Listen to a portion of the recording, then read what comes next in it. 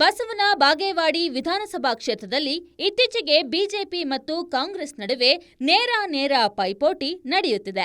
JDS 3ನೇ ಸ್ಥಾನಕ್ಕೆ ಬಂದು ನಿಲ್ತಿದೆ.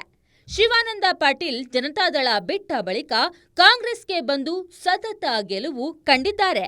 ಆದ್ರೆ ಈ ಬಾರಿಯ ಚುನಾವಣೆಯಲ್ಲಿ ದೇವೇಗೌಡರು ದಾಳ ಉರುಳಿಸಲು ಪ್ಲಾನ್ ರೂಪಿಸಿದ್ದಾರೆ.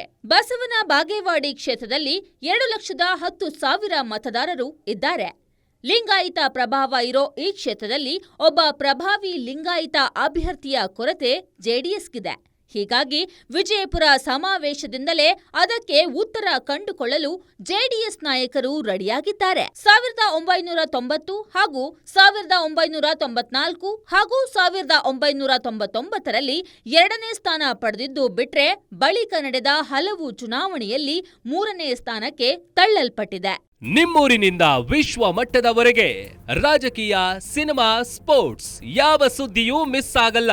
ಬರೀ ಸುದ್ದಿಯಷ್ಟೇ ಅಲ್ಲ, ಜೊತೆಯಲ್ಲೇ ಇರುತ್ತೆ ವಿಶ್ಲೇಷಣೆ. ಗ್ಯಾರಂಟಿ ನ್ಯೂಸ್ನ ಸಬ್ಸ್ಕ್ರೈಬ್ ಮಾಡಿ, ಫಾಲೋ ಮಾಡಿ, ಕ್ಷಣ ಕ್ಷಣದ ಅಪ್ಡೇಟ್ಸ್ ಪಡೆಯಿರಿ.